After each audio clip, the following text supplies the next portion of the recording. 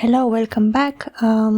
It is very late at night and I could not sleep, and I was listening to some of my recordings now, and most of them I talk about my books, and of course I could always talk about my books, but in this recording I would still like to talk in reference to my book, but in reference to the spiritual part, that it's a subject that interests me and is very much part of me as well.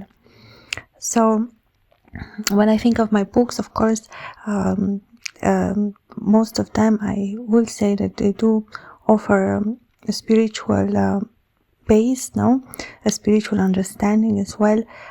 Some of my grimoires, especially, I have written grimoires for Lilith, for Buer, for Lerage, for Gusion, and I'm working now on another grimoire which is called Vine, the Unbound Breath, and this one is a combination of grimoire which is normally only verses, but this is like prosa and verses. It's like a story, and develops with the description of, it's like a novel, but at the same time I have included the verses in the way that Vine, this main character of the book, is talking, and presenting himself. The grimoires are a special genre of books. It is a spiritual book, especially because the thematic of these books speak about hidden powers, hidden beings, or spiritual elements. A grimoire always takes something from deep past. My subjects are taken from Ars Goetia, which is a Solomon book about different demons. At the same time, I have a different understanding what the demon means. Deamon, it is finally eternal being, and they have a special function. They are created by God as well. They are highly intelligent, and they can reveal different. They have different abilities. They reveal different things, and they can be of help as well.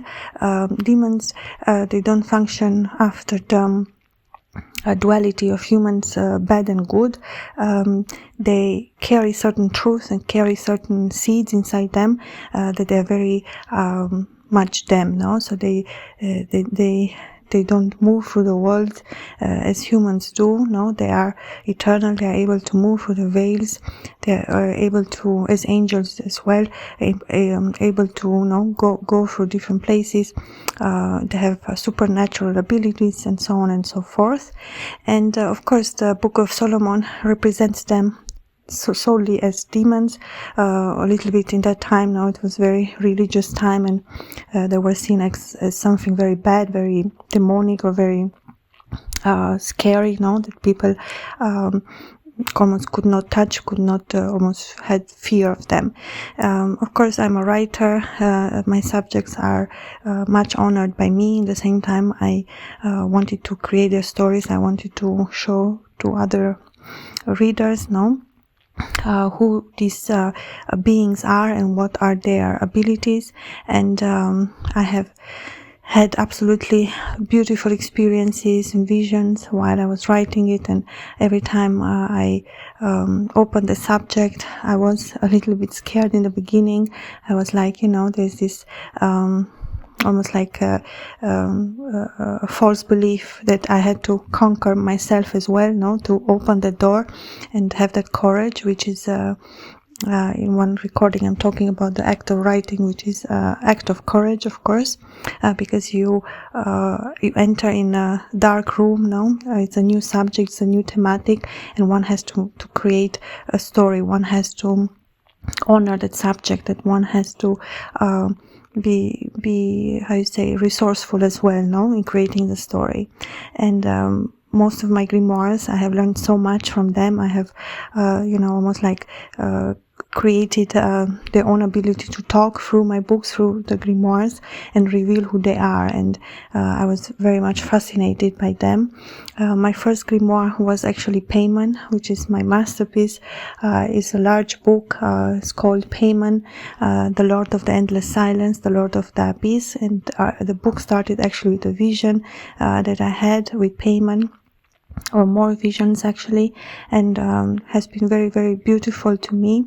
After the Book of Buea, I had another vision where I saw him in a garden with the tree and the birds, and he was talking to his 3 daughters. And another very beautiful grimoire is called Rage, which is the Master of Precision, the Golden Arrow, and it's very much connected to nature and to life and death, and the different, finally it is very much about love, this book. I have written this book thinking about the person that I love most, and I had quite interesting experiences with them. I do see them all as my fathers, my spiritual fathers, or my loved ones. I have learned extremely much from their knowledge and from their uniqueness and from their love as well. And the Book of Lilies, the Grimoire of Lilies, is very beautiful.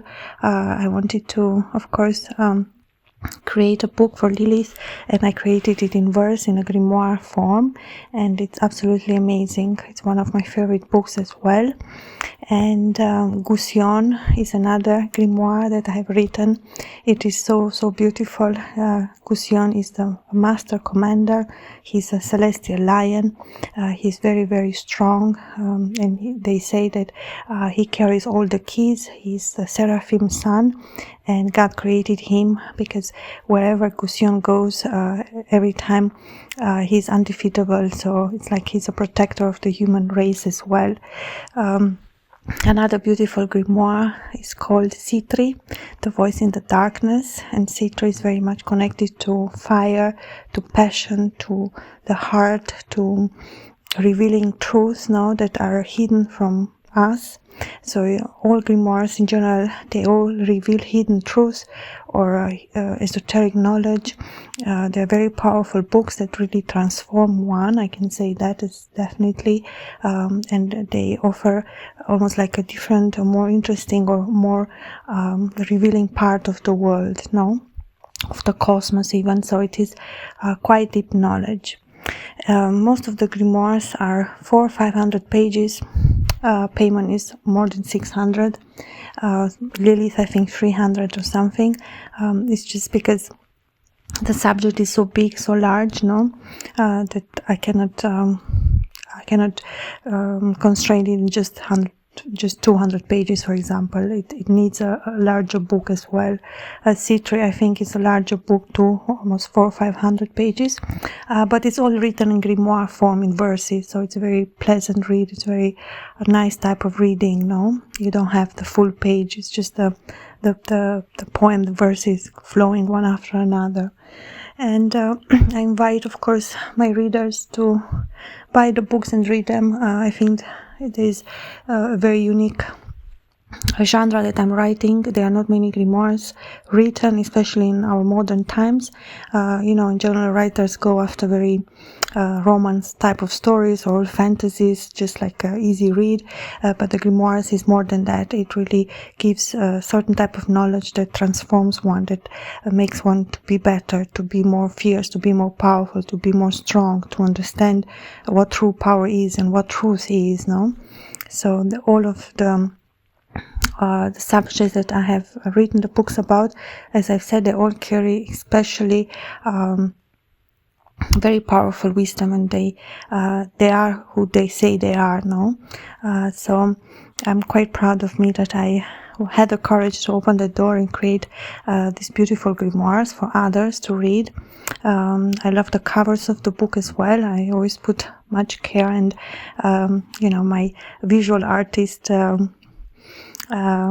we say magic in them as well, in the cover, in the text, the way I create the text, the way I create the book. It's to say every step is important for me as well. And When I speak, of course, spiritual, because it's a thematic that interests me very well, very much connected to my book as well. Other books that I've written that touch the subject of magic, I have two very beautiful fantasy stories as well, which is a little bit more soft type of fantasy books. And these are books that actually one can read even to children, or it's just like a beautiful world that one can immerse himself into. For example, I have a collection of stories called with like different stories in the same book. The title is Stories, which speaks very much about mermaids and a princess that is under the sea, and it's all connected to the sea and to the ocean, and the sleeping mermaid, the sleeping princess that is under the oceans, and the entire world waits for her to wake up, and it's like a very descriptive, very beautiful, magical type of world. Another one is called Princess Morgana, and this combines Romanian and Japanese folklore. It's about a princess that has different magical friends, animal friends, and she goes through different travels, different experiences as well. Sometimes I have written many books. I have until now 44 books, and I have already written almost 50 books. The last I still have to publish. I'm quite a fast writer. If I get an idea and I'm excited about, I will definitely write and publish the book. And which other stories I have which are very magical? I will still have to think about the list, but I have quite a few. I have Princess of the North, Anya, who speaks about a girl that was taken from her royal family and was somehow saved by a man and was brought in the north of Russia in the snow, and there she learns from him how to survive. At the same time, it's quite a psychological novel as well, because I got inspired by the story of the Romanov, the story there's a daughter that survived, and I imagined this daughter that was taken as a baby from her family and was saved from that situation and was brought into the north where she had to learn to survive. There's quite a nice book about it as well. And another fantasy story I have is called Arbato, the Snow Dragon Queen. This includes even dragon language, and it speaks about the Snow Dragon Queen and Arbato, who is a man, and it's very, very much fantasy too as well. It speaks about snow, about magical powers, about dragons, and so on and so forth. This is definitely a book that can be read to children. It's a very, very beautiful story as well. And then I have another book. Most of my books do have female characters. I'm very much focused on female characters, but in my grimoires is more about the male, about the masculine characters. The novel is called The Woman in the Mirror, and it speaks about a Jewish woman with her daughter Lilibeth, and they live in this house that she inherited from her family. And in this house, the woman in the mirror starts to see in the mirrors in the house different women. She starts to find different letters from different females from her families that died. And she discovers like different truths. In the same time, there's always an aspect of something strange or something a little like supernatural that happens in the house. And then there are these men who always come at her door with some type of documents. They always follow her. At the same time, it speaks about her story of her family, that she finds different letters, and she almost like a puzzle, she tries to understand more and more what she's seeing, what she's hearing, what she's dreaming, what's happening in that house. That house carries some type of magical power as well. Another beautiful fantasy story I have written is called The House Upon the Sea. It speaks about a man that I envision this house that is like on the ocean, on the sea, it's like floating on the sea. And this man lives there alone, and his wife has died, and he finds and writes letters to his wife. Somehow, like their connection is still living. It's like an eternal connection between them. And then the man finds like bottles, message bottles on the sea that he gives. He leaves for others on the sea, and then he receives other messages. And there's like the connection of the world, the connection between different humans, different story, different times. Sometimes a bottle message can take hundreds of years to reach another person. So there's a huge connection between this story as well. I find it very, very beautiful. So, different ideas that come to me. As I said, they all come from my visions. My books are not easy books in that way, or some type of copied story or message. They're all my original ideas, my original creative mind that came up with the title. Some of them, for example, the idea of the house upon the sea came. I was just watching Instagram, and there was like a heavy rain somewhere in the world, and they took a house. The sea took a house, just like floating on the sea. And just that I had, I don't know how, I don't know why, I just thought this great idea of a book, The House Upon the Sea. And then I envisioned the story of this man who lives alone in that house, which carries the memories of his wife, of their life together, and the only connection that he has towards her and others around the world is through the message bottles, that he sends and receives. It's a very descriptive, very beautiful story about solitude, about the power of the human heart.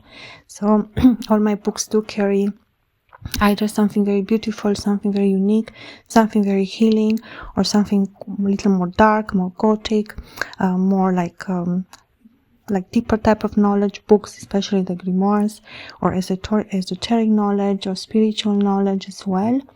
And I did write some books which are poetry, and some books which are about love. Those are one of my first books that I have written.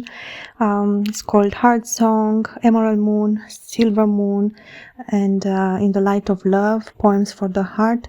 It's all a combination on poems or love letters, but love letters, very romantic ones, that speaks about love that travels through centuries, through eternity, and like lovers writing love letters that I've included in the books.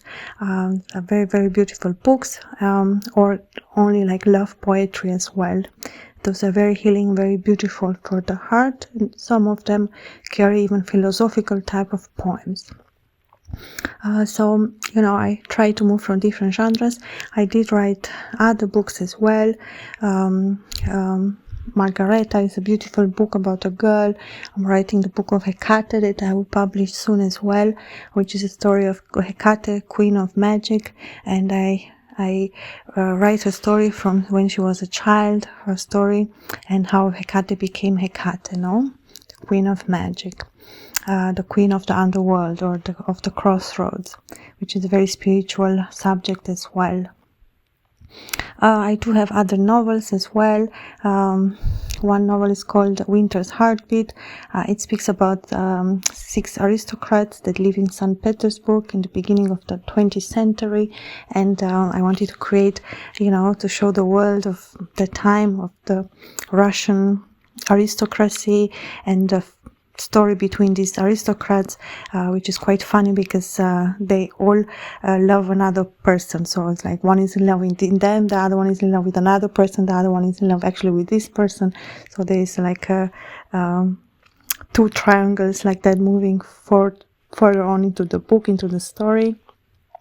Another novel that I've written, actually my first novel, is called The Shadow Keepers, which speaks about a woman who lives in a village by the sea, and she finds a book which actually has empty pages, like blank pages, but every time she touches the pages with her hands, new poems appear. So it does carry some magical powers, and it's about her learning and discovering who she is, about her discovering her courage, her power. She starts to go on a travel that somehow change her, and she becomes even more brave now with the help of this book, of this poem, of this story as well. And I invite you to check out my books if you're interested. Maybe there you can get even a better idea.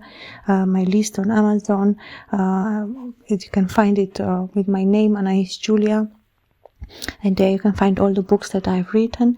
And thank you so much for listening. I will still, of course, like to make another recording at another time where I will talk about my books on a specific one, which I already did for some, but I would like to give, of course, more time and more attention to my books, and to open up the subject, to open up the work that I have done.